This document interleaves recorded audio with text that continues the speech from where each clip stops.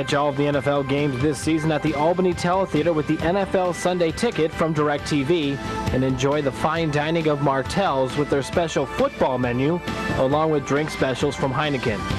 Along with the football, you can also watch and wager on all of the great fall racing at the Albany Teletheater, 711 Central Avenue. For reservations, call 438-0127. Hi, I'm Lisa Lewis, and you're watching the Capital OTB Network. As they come down to the finish, and it is Purge in front, followed by Mass Media and Guide Your Star, and Purge pulls it off. He's a 25-1 winner of the Hillendale Cigar Mile.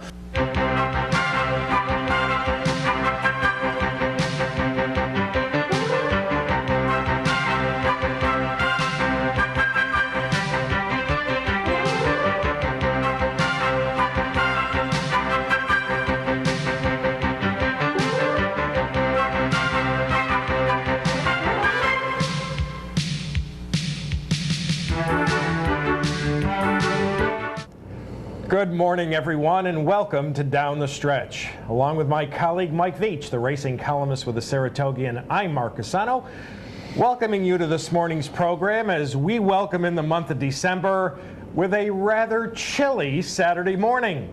Well, we're going to try to warm you up over the next 60 minutes. We will be presenting you with a recap of a number of major stakes races over the weekend past. A lot of very interesting performances. You just saw the upset effort of Purge in the Cigar Mile. We will chat about certainly one of our favorite places, that being Saratoga Racecourse. Later on, in fact, we'll end this morning's program by chatting with local trainer John Morrison, who will be bringing back AC Ducey later on this afternoon at Aqueduct in the Garland of Roses. And of course, we will be talking about the biggest story of the week, the retirement of a Fleet Alex. The Dual Classic winner and likely 3-year-old champion was retired on Thursday morning. Alex leaves the racetrack having earned nearly $2.8 million by virtue of his 8 victories, including right here in the Belmont, the Preakness, the Arkansas Derby, as well as his pair of wins at Saratoga, the Hopeful and the Sanford. And we will be joined by his trainer, Tim Ritchie, in just about 15 minutes. So all of that and more if you stay with us on this rather chilly early December Saturday. I expected that. I expected. Like the picture of the pond in my backyard there that I was in there a couple weeks ago. So, how are you? Well, you know. Oh, God. Listen, are you and Mary Ellen going to move to Florida? I mean, you'd be so much happier if I was here and you were there and we were doing the show that way. Listen, so, this is tough on you. As I've said all of my life, we live in an absolutely wonderful area. It's gorgeous. This is a spectacular area. It still is. From May through October. Not fair. Not fair. And listen, by the way, not only am I going north this weekend, which is customary for me, but I just thought I'd let you know that I won't reveal their identities, but some rather important Schenectadians are going to winter this weekend. They're going to Montreal for a vacation. It's probably a good idea that you don't reveal their identities. Just another example of how life is not fair. This morning I brought my wife to the Albany airport. She is, as we speak, en route to sunny and warm South Florida while I remain here with Now him. I really understand what's wrong this morning. When the high temperatures today are predicted to reach all of 35 degrees. Okay. So thanks so much for helping us kick off the month of December by joining us. And again, in about 12 to 15 minutes, we will be joined by the trainer of a Fleet Alex, Mr. Tim Ritchie, and this hit the industry hard, this story. I'm tired of it. It's so discouraging.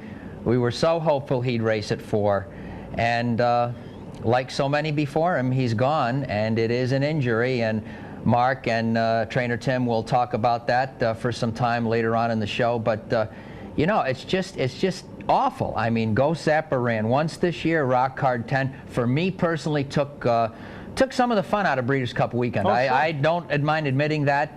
Luckily, St. Leah managed to get through the whole season. Now the winner of 2/3 of the Triple Crown, and you know, so close to being one of the greats with his effort in the Derby, is now gone. And my only reaction to this is, even though Mark and I have been doing this for just so long, I guess I should know better. But if there was any horse that I thought could overcome this, because no horse had a better foundation and obviously better bone, it was a Fleet Alex who still couldn't escape it. This is tough. This is real tough. Tough break. Before we get started, congratulations to the Amsterdam High School football team, the Class A New York State champions. Wonderful. How good is that? Congratulations to the Rugged Indeed. Rams. All right, a couple of weeks ago here on the program, we had Capital OTB President Mike Connery on, as well as local owner Mike Shanley, to discuss that day-long racing conference at Albany Law School, which was sponsored by the Friends of New York Racing. And both of those gentlemen came out of that conference expressing a great deal of optimism in the future, or for the future, I should say, which, you know, the way things are going here in New York now, that was a pleasant surprise to have that. Well, my partner has learned something else which came out of that day-long conference, and it has to do with not only one of our favorite places, but one of the few remaining jewels in thoroughbred racing, and that is Saratoga Racecourse. What's going on with Saratoga? Thanks to the vigilance of Saratoga Springs attorney Harry Snyder, who's given decades of service to racing. One of the things that the Albany Law School and the Government Law Center there for racing legislative reform did at the behest of Friends of New York Racing was to, we all think, properly review the long list of laws in New York that probably need to be revised or updated. We're talking about decades of patchwork legislation that most everyone seems to agree it's time to revisit them and try to reshape the industry, since we're reshaping the NYRA franchise, and set sail for the, you know, for the bright new world that hopefully awaits us. I'll try to hide my cynicism here in competition with expanded casino gambling, but that's another thing. Mr. Snyder has alerted us to the following thing in the racing reform draft proposal package that disturbs me a great deal personally, and I hope it disturbs you. A section of it has called for the elimination of the protected racing days for Saratoga Racecourse. I find that to be stunning. Initially, a couple of the folks that I spoke to described it as, and I happen to believe that they feel that way, this was an unintended oversight. It was a slip through the crack things, but quite clearly in this 88-page draft, I stress the word draft, proposal of racing reform legislation, it clearly spells out the protective clauses of Saratoga as unnecessary and antiquated. Well, if I have to go any farther for this, let's make this perfectly plain. Saratoga was almost sold 40 years ago by NYRA. Saratoga was a financial liability for NYRA. And thanks to the work of actually Mr. Snyder and former Mayor Art Carney and some alert upstate legislators, they got Governor Averell Harriman to sign a law which said in the zone of upstate New York racing, there shall be 24 exclusive dates for Saratoga. Nobody can run against them downstate. Well, as history's turned out, we have become the most important NYRA track, and quite frankly, the most important track at least east of the Mississippi River for summer racing. And I think I could make the case that Saratoga and the regional real estate values are partly up there because of the explosion of racing popularity. And lo and behold, in this draft proposal is a recommendation to eliminate that protection. And the more I've thought about it, the more it's got me a little worked up, because I find it hard to believe that knowledgeable racing people reviewing that draft would let that go by, Mark, and that is what it is you asked me to talk about this morning. And I hope you care, folks. I really do. This is a time when everybody's got to have their eyes open. On the surface, you know, and there may be much, much more to this behind the scenes that we're not aware of, but on the surface, it makes absolutely no sense. It made no sense to me. Again, I stressed the people to whom I talked. I think everyone in the industry wants this stuff to come out right. Don't get me wrong, but I'm feeling at this point this morning that someone did want to see this done for reasons I don't know, and I don't know who it is. But I don't know how you can miss something as big as that, which helped Saratoga and now has helped the whole industry, an exclusive summer meet in Saratoga in New York State, be important. But that's what happened. I thank Commissioner Snyder for his vigilance, and I hope folks, as we've said here so many times on the show, Mark, please, if you love Saratoga racing, stay tuned. Let your lawmakers know it's important to you. Folks, you better take care of Saratoga. Michael Hoblock, the chairman of the New York State Racing and Wagering Board since 1998, has been dismissed from his post by Governor George Pataki. Mr. Hoblock will stay on as a commissioner, while Cheryl Bewley, the other commissioner, has been named as the board's acting chairman. So change at the top of the New York State Racing and Wagering Board. And Gary Stevens, whose 26-year riding career came to an end last Saturday at Churchill Downs, here he is rallying down on the fence with Louvre Royale in his final career start. Came up just a tad short, couldn't overcome some early trouble that he had gotten into. The 42-year-old Stevens, who won more than 5,000 races during his brilliant career, said his body simply couldn't take it any longer. You know, partner, I got to thinking, since we went on the air in March of 1992, we have had a number of critical retirements. And folks, here's a look at the changing of the guard. These are just the Hall of Fame riders who've retired since we went on the air in March of 92. Would you please take a look at this list? Steve Cawthon and Angel in 92, Jacinto, George Velasquez, Eddie D, Chris McCarron, Lafitte Pincay. Folks, right there, Eddie D, Chris McCarron, and Lafitte. You basically took the room apart at Santa Anita. I mean, that was it for decades and decades. Julie Crone retired a couple of times, the latest being in 2004.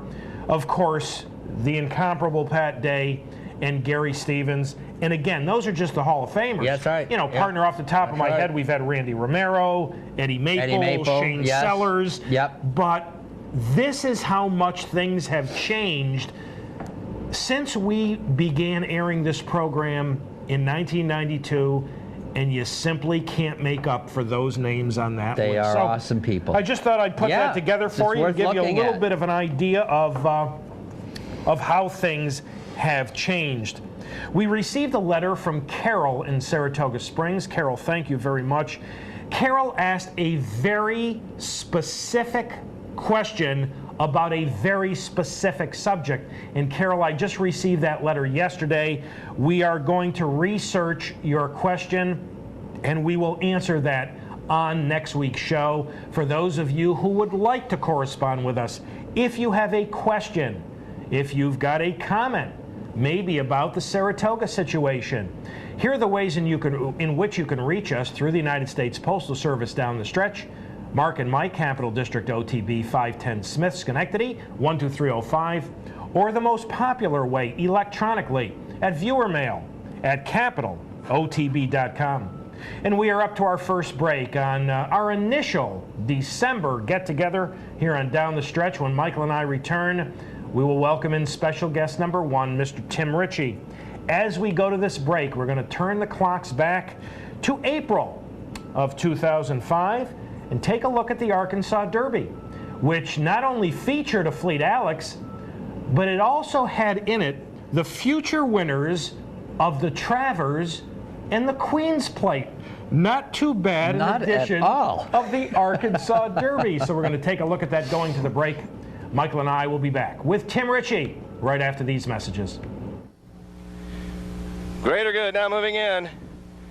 They're in the gate. And they're off in the Arkansas Derby. A sharp break from Greater Good on the outside. Down toward the middle, there was Canteen getting away well. Joined out there by Flower Alley. At the rail, Batson Challenge. A Fleet Alex is also right there. They come by the grandstand the first time, and with the lead, it's Canteen to his inside Batson Challenge. Middle of the track, Flower Alley is third. Andromeda's Hero bursts his way through at the rail in fourth. A Fleet Alex alongside is fifth. Greater Good staying out in the middle in sixth position, followed by Real Dandy. Down along the inside is Rush Bay. At the back of the pack, Wild Desert and Catshaker. The opening quarter mile, 23 seconds. Batson Challenge leads it a length. Under a stout hold, that is Canteen right there second. To the outside, Flower Alley running third. Andromeda's Hero fourth. The Fleet Alex up to his outside. Greater Good is 8 lengths off the lead in the middle. Followed out there by Real Dandy to the inside, Rush Bay. After that, Cat Shaker in Wild Desert. Past a half in 47-4. They're heading for the final turn now, the Arkansas Derby, and the leader is Batson Challenge. Canteen still second, Flower Alley third. Andromeda's Hero has an opening at the rail. A Fleet Alex is out there to the middle, moving up strongly on the final turn. And moving up on the outside, there goes a Fleet Alex. And it is a Fleet Alex who rushes up quickly to the outside. Alongside of him is Canteen after 3/4, 1:12.3. Here they come into the stretch of the 69th Arkansas Derby with a Fleet Alex showing the way. Canteen is dropped back. Flower Alley is right there in third. A late charge trying to come on from the others, but a Fleet Alex has kicked it into gear. One of the most impressive Arkansas Derby wins ever. A Fleet Alex blowing the field away. He'll win this one by a good 8 lengths. Flower Alley will finish second. Andromeda's Hero third. Real Dandy fourth. The mile and an eighth in 1:48 and 4/5 seconds.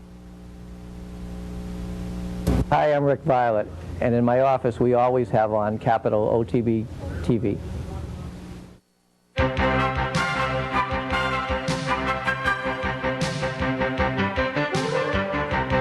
I wasn't sure how to start with my divorce. With my incorporation, I needed to create a living trust. I couldn't afford to pay huge legal bills. all I needed was an easy way to file some legal documents. So I went to We the People. They typed all my documents. As it turns out, I didn't need a lawyer. I just needed a little help. We're We the People. No lawyers save money. We the people, bringing justice to all. When you hear waterbed, does this look come to mind? Well, at Capital Mattress and Waterbed Warehouse, you'll also find flotation systems of the 21st century. These beds have no wave, use any headboard, conventional sheets, and offer perfect back support with 0 pressure points. Capital Mattress and Waterbed Warehouse has the largest selection of flotation systems in upstate New York, all at the lowest price every day. Capital Mattress and Waterbed Warehouse is your one-stop sleep shop, offering brand-name flotation, innerspring, and futon since 1972. Route 9, 200 yards south of the Circle, Latham.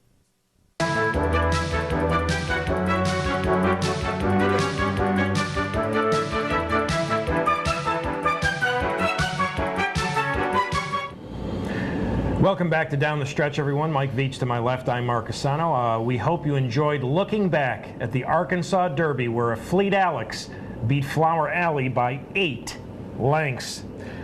Our first guest this morning, and we have been very, very fortunate to have him on a regular basis since Saratoga 2004. Oh, yes. When he was preparing a Fleet Alex for the hopeful.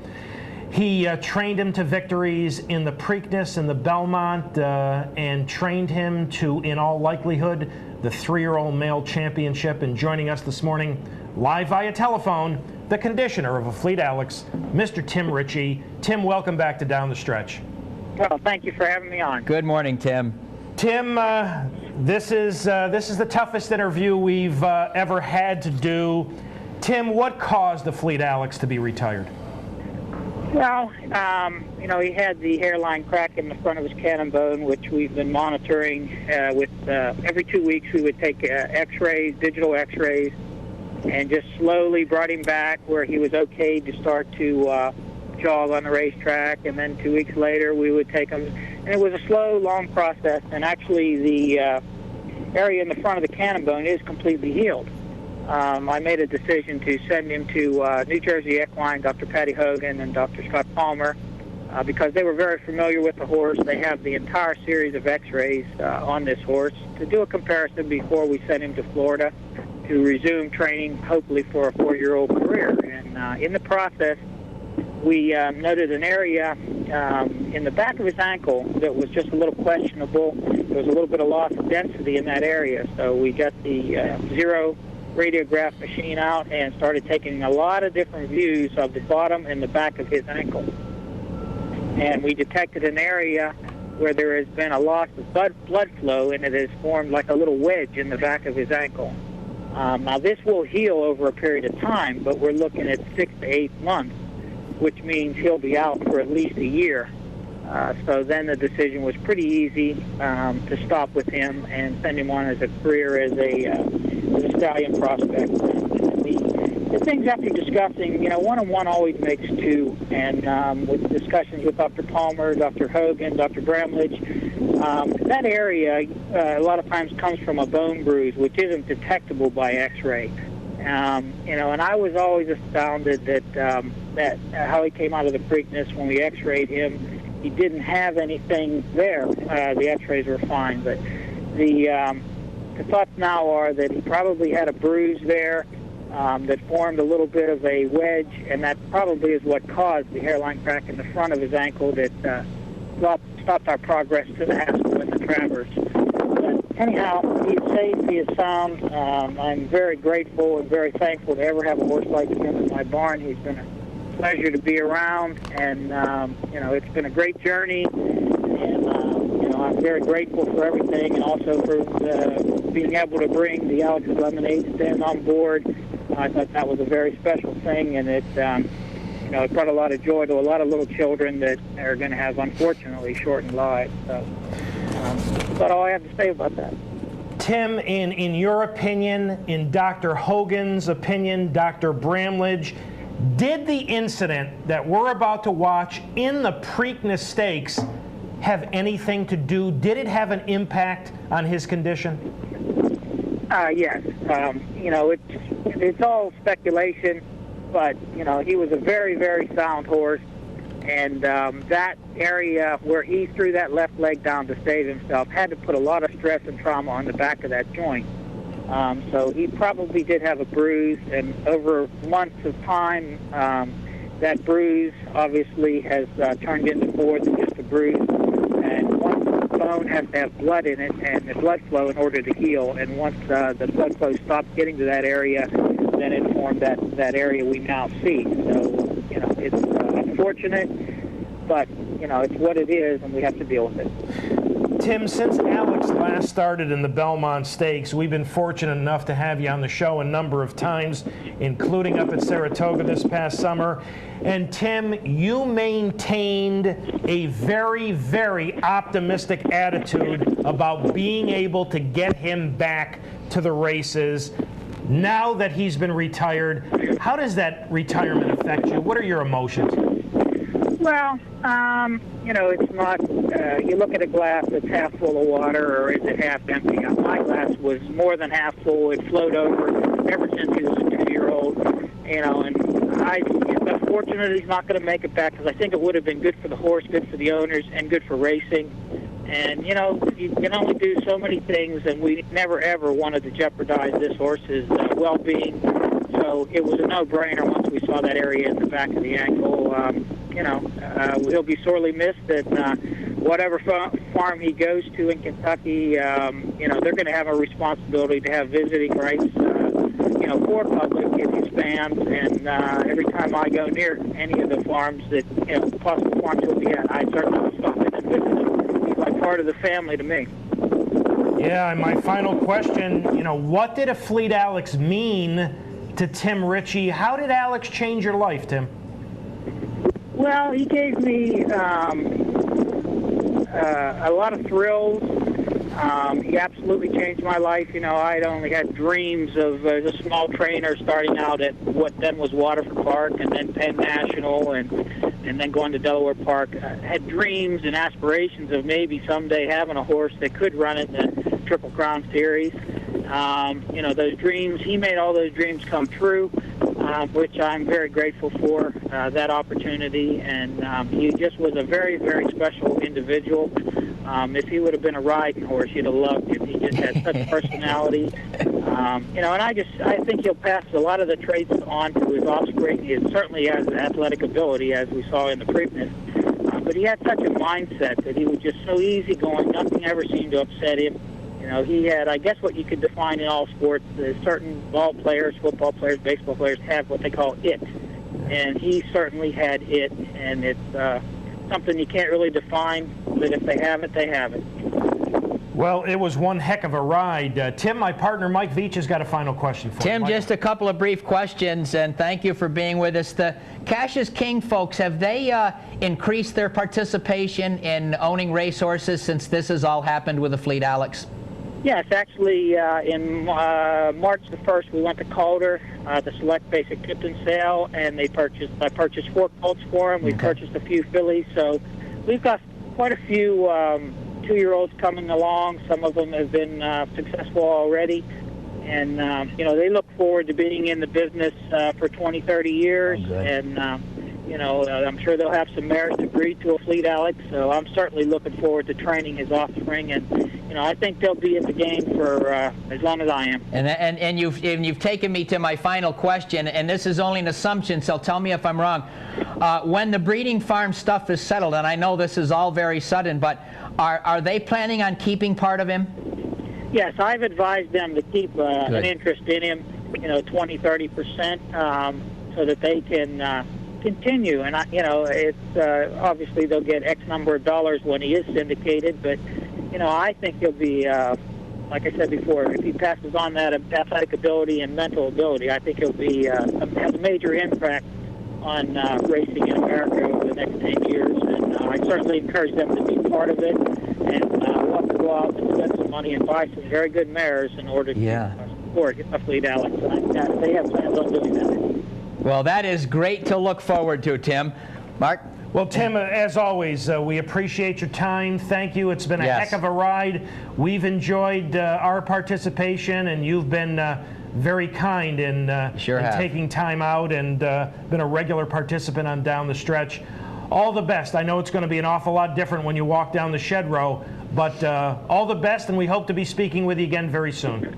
Okay, thank you, and it's been an honor. Take care, Tim. Tim Ritchey, ladies and gentlemen, the trainer of a fleet, Alex. The last several years have shown the racing world, first with John Service, then with Tim Ritchey, that gentlemen who are not household names, that come from the smaller tracks. These people know how to train racehorses. They don't get the multi-million-dollar blue blood babies, but they know what they're doing, and I thought he did a superb job. This is a model horse that's going to stud. He was a great athlete. He was beautifully balanced, else he couldn't have done the things he did. And I'm just going to ever so briefly, very briefly, tell you that from his female family, this is a horse with speed, okay? The graded races and the following distances that his female family brings when he goes to stud: 11, 12, 12, 12, 14, 12, and 12 and a half furlongs on the female side. Heck of a pedigree. This guy's going to be very, very attractive because he had that speed component like Unbridled did when he went to stud. And a lot of turf on the female family. That's what most of these are, actually, yes. And we thank Tim once again. It has really been a pleasure following the career of a fleet, Alex. All right. Stakes recap time, and we begin with our feature race from the weekend past, that being the Grade 1 Cigar Mile, where all the late money went to number 6 Badge of Silver. Every dime of late money went to this horse, making his first start since mid-June. Also in here, number 3 Scrappy T, the 3-year-old, making his first start against his elders. But in the end, it would be a major surprise. And how unusual is it to use the term major surprise when you're talking about a Todd Pletcher trainee? But the major surprise was number 7 Purge, who would rally up to win by an expanding 3 3/4 lengths over number 8 Mass Media, who I thought ran quite well, close up to a lively early pace. Number 9 Gaijastar, a non-threatening third. But partner, Purge picked the right day to turn in one of the best efforts of his career. I'm going to ask you a question here. Wasn't it Purge at the Saratoga meet who freaked out in the detention barn? Yes, it was. They had to scratch him. Yes, it was. They shipped him to New Jersey for his 3 races. They didn't run him in New York because of the detention barn situation. Well, apparently, on Cigar Mile Day, he handled that pretty well, and he handled this field very well. I would think a lot of people who like him as a horse, in fact, part of his his big price came from that very thing that Mark brought up. He was coming back to New York, and it's a credit to Todd that he brought him back the way he did. Like Lion Tamer last year, he sure picked Aqueduct Late Fall going a mile to really explode. But I have a question for you. Where are all the anti-rabbit people in the wake of the Cigar Mile? I mean, they were so upset about the Woodward. Todd ran 3, one of them a no-chance 55-to-1 horse called Value Plus in the race. I just thought I'd throw that out. I'm not trying to be anything but bringing something up that came up in the Grade 1 Woodward. So, Value Plus ran good, by the way. He didn't run badly at all. And you don't have to react to that. 2 starts prior to the Cigar Mile, Purge got beat by Zoffinger and West Virginia. Now, I'm not knocking those horses, but they would have no realistic chance in the Cigar Mile. Well, he comes back, they're worried about the detention barn situation, and just blows their doors off under Garrett Gomez. More great news coming out of the Cigar Mile. The winner, Mass Media, and Value Plus all have been retired. It's that time of year. It happens every year, but you know what? It still hurts. You like to see good quality horses stay around for a while and race. Now we're going to get to our I almost said 3-year-old segment. You can say you're forgiven. The 3-year-olds of 2006. Taking a look at some of the 2-year-old action. First for the males, we're going to begin in New York with the Remsen, where the heavy favorite was #1 Bluegrass Cat. Watch, he stumbles here at the start. Watch the inside post. But he recovers nicely under John Velasquez. Going to take advantage of the inside post position. From the far outside post position is the horse who I thought was the biggest threat to Bluegrass Cat. But I was in the minority. This is Flashy Bull coming up to attend the pace. Flashy Bull was dismissed at 18.5 to 1. And I'll tell you, folks, you rarely get overlays in New York. Smartest bettors anywhere on the face of the earth. But 18.5 to 1 was an absolutely huge price.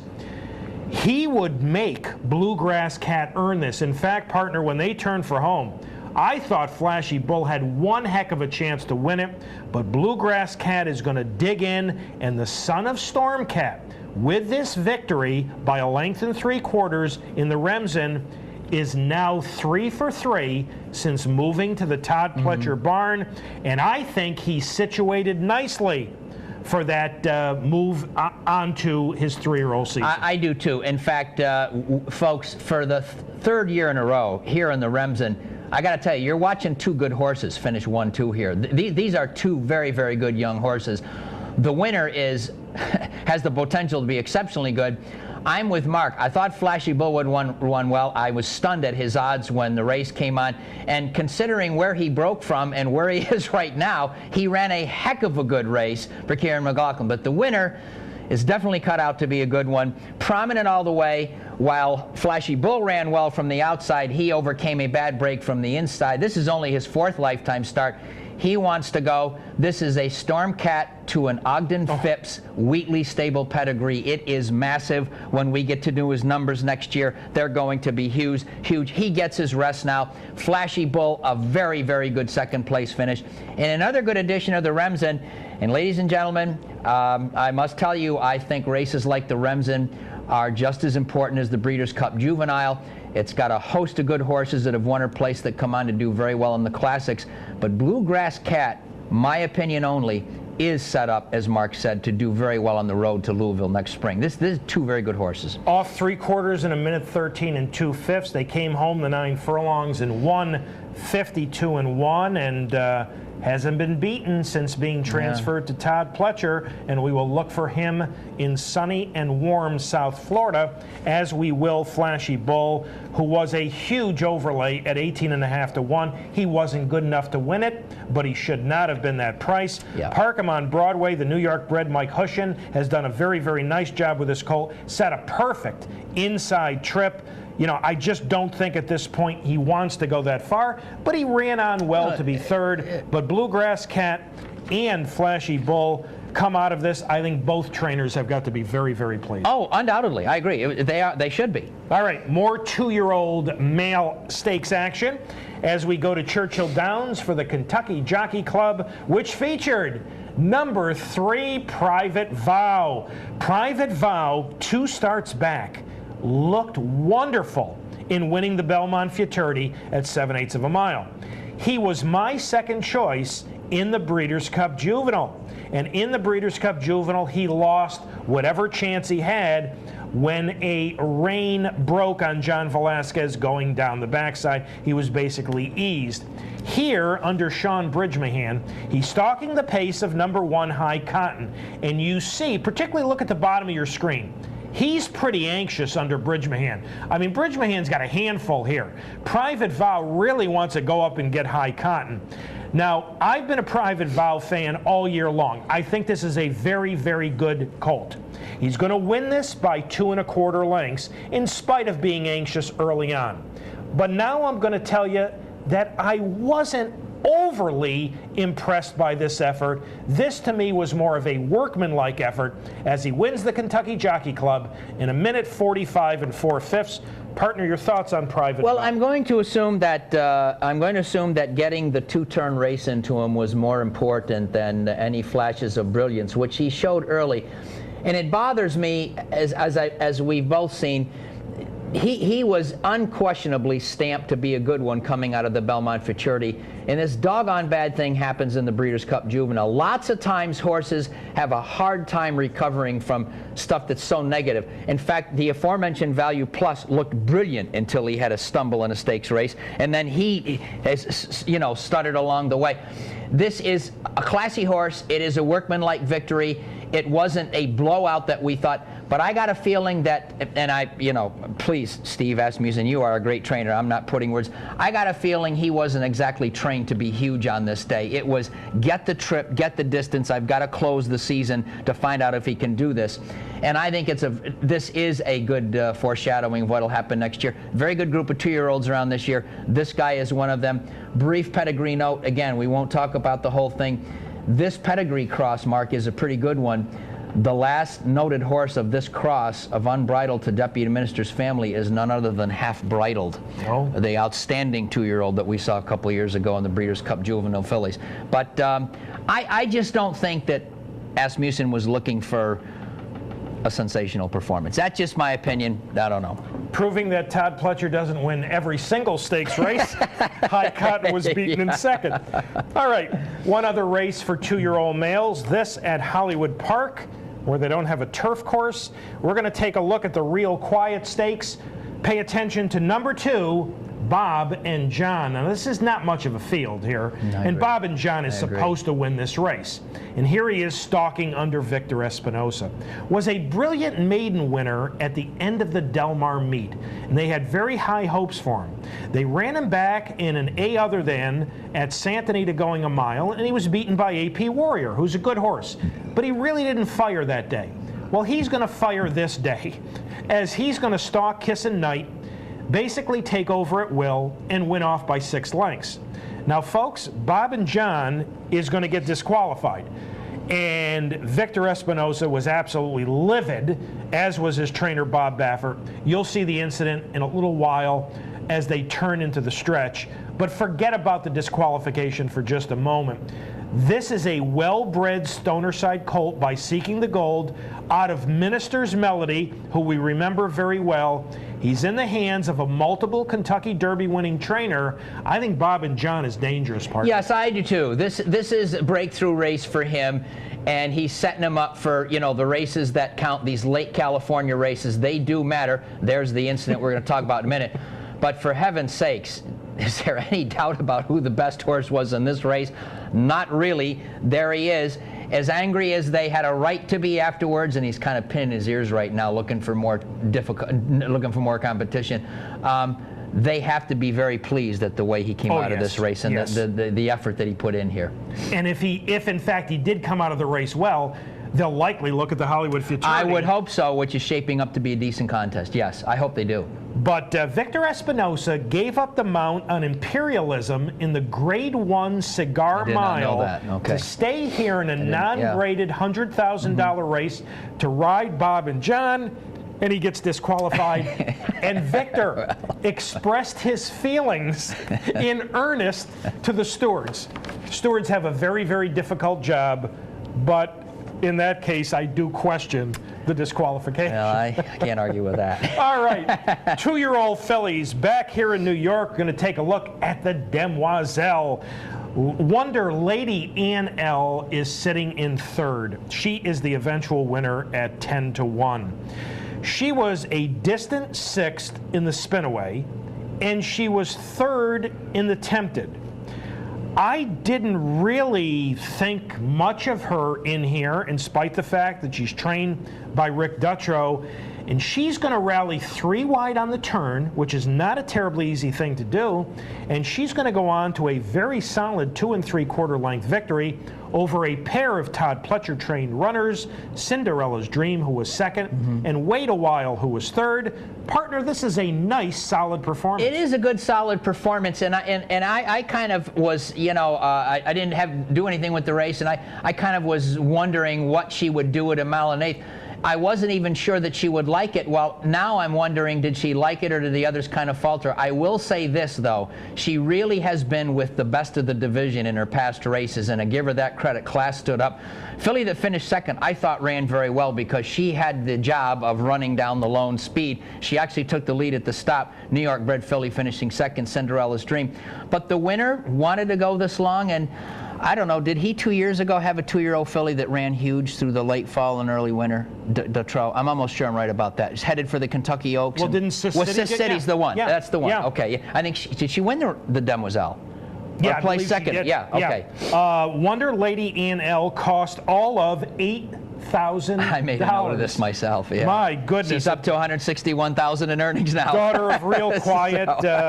152 4/5 was 3/5 of a second slower than the Remsen. Final race to take a look at for 2-year-old fillies comes from Churchill. It's the Goldenrod. And the Goldenrod belonged to a pair of female trainers.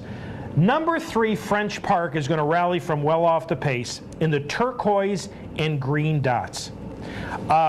French Park is trained by Helen Pitts.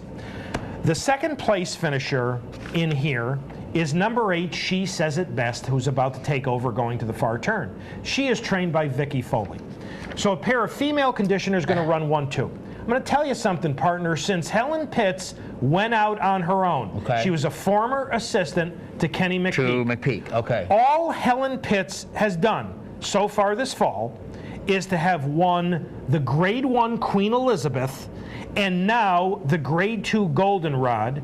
She won at 20% at a brutally difficult fall meet at Churchill. I agree with where that. The fields were 10, 11, 10 and 12 plus horses. for field size. That's right. Helen Pitts has gone off to a wonderful start in her career as French Park is going to run down, She Says It Best, to upset the Goldenrod. And she does run her down very late, and I did not know Helen Pitts was doing that well, and what a compliment to her, because folks, this Churchill Downs fall meeting has been sensational this year. They've posted gains everywhere, and I think I read yesterday the actual field size average was 10.17. Absolutely. That's enormous. Incredible. So well done, Helen Pitts. Absolutely. French Park is a daughter of Ecton Park, who is now 3 for 3 during her brief career, ridden by Mark Guidry, who won, along with Rafael Bejarano, the Churchill Fall riding title. This is a filly who Mark Guidry said you have to stay busy on. She's not going to give you a lot herself. You've got to kind of ask her to give it to you. But you know what? This is a filly who has done absolutely nothing wrong. Totally agree. So congratulations to Helen Pitts.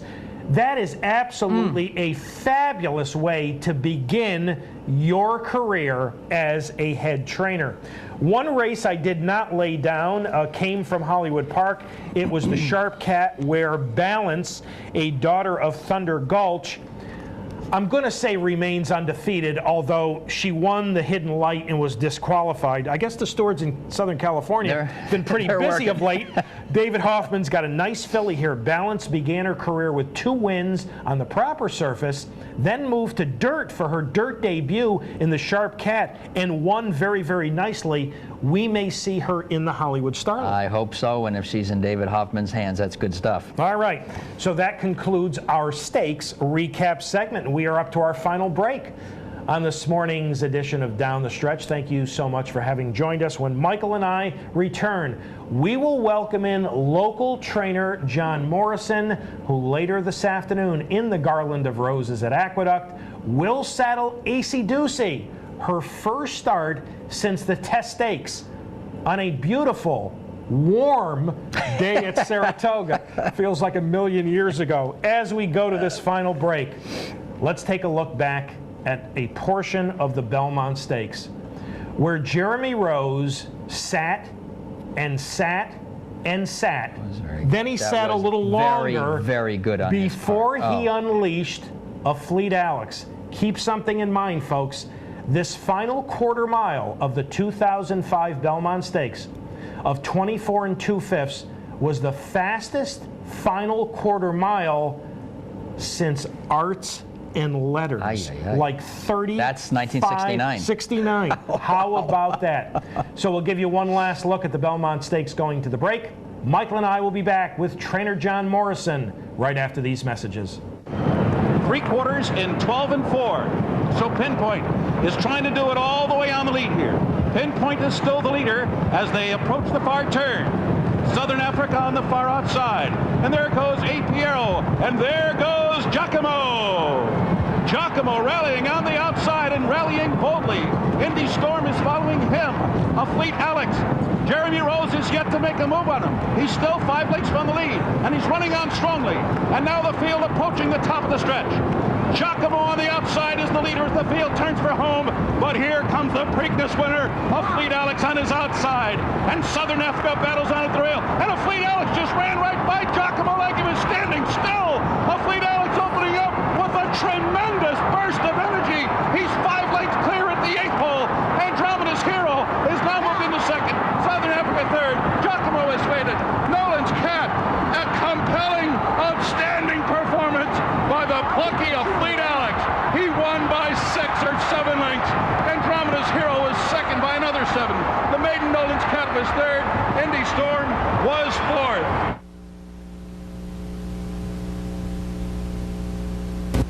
Hi, I'm John Kimmel, and you're watching Capital OTB.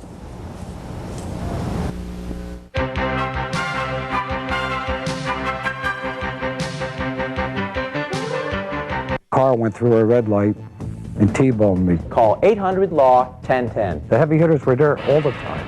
I would call them and I got an immediate response. Helping you is what we do. Insurance companies ain't gonna offer you nothing. If I didn't hire the heavy hitters, I probably wouldn't even got a third of the money that I got. It's the best phone call you'll ever make. What was the feeling when I got my check? The feeling was great. I was surprised I got that much. We're Martin, Harding, and Mazzotti. I just want to thank them and hope I don't have to see them again. For years, I've been telling you where to find Capital Mattress and Waterbed Warehouse. We're 200 yards south of the Circle in Latham. But some of you still think we're hard to find. We're not hard to find. We're right here on Route 9, right across from Latham Circle Mall. If you need a new mattress, futon, or waterbed and take the time to find us, you'll be glad you did, because you'll find a great selection of brand name mattresses at great everyday low prices. Capital Mattress and Waterbed Warehouse, we're easy to find, 200 yards south of the Circle, Latham.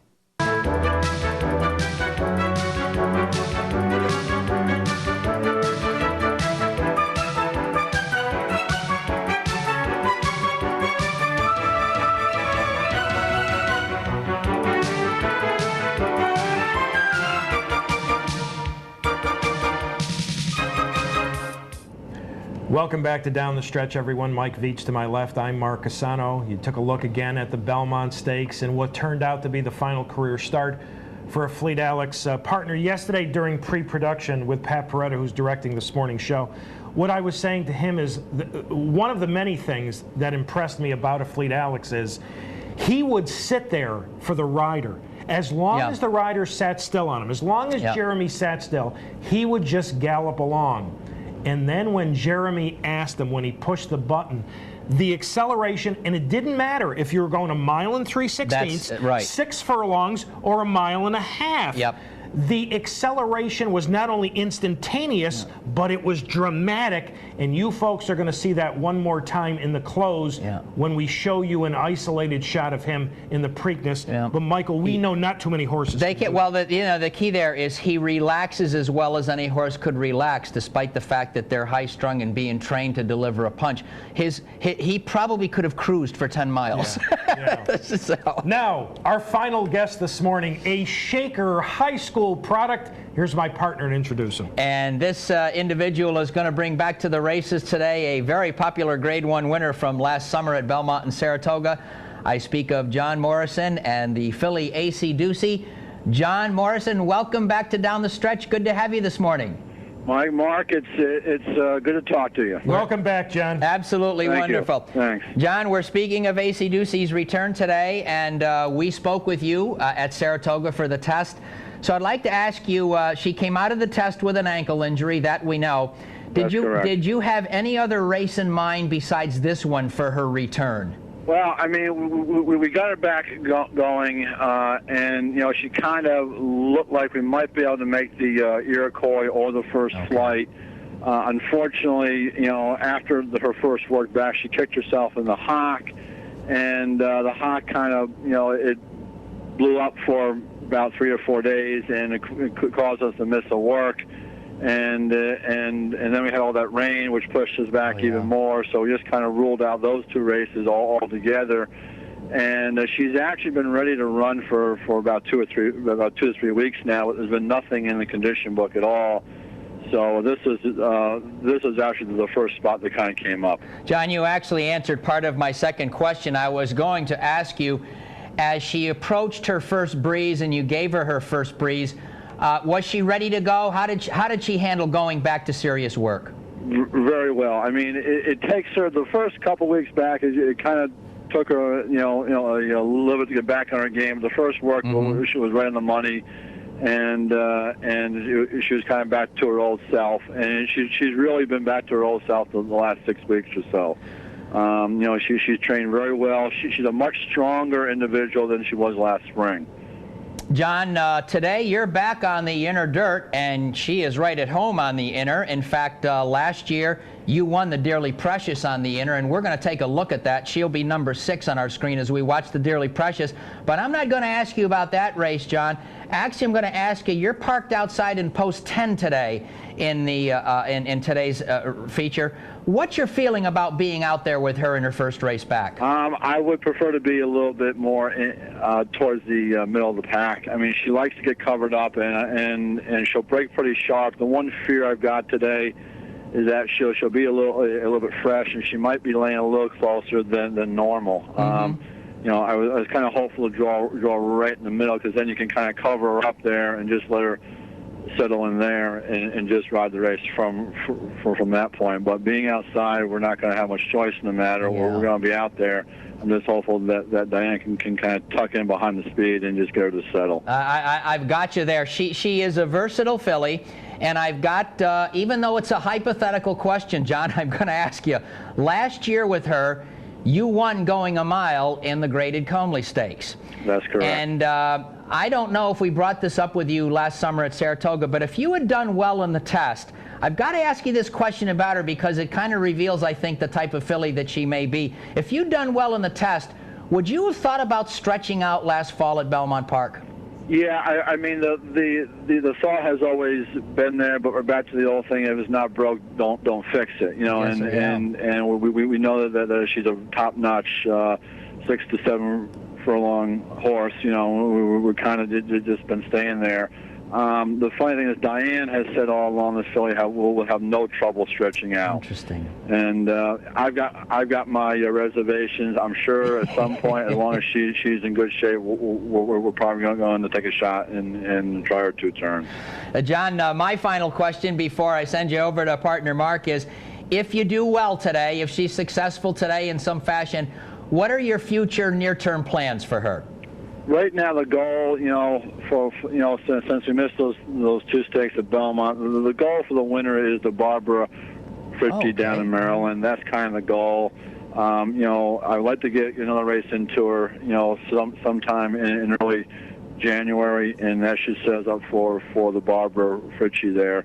After that, then we'll kind of see where we stand. Like I said, we've always thought about trying to get her to go 2 turns, so maybe after that we might give it a go. The plan right here is to run her through her 4-year-old year as long as she's healthy. Wonderful. Well, John, on my part, thanks. It's great to talk to you this morning. Here's Mark.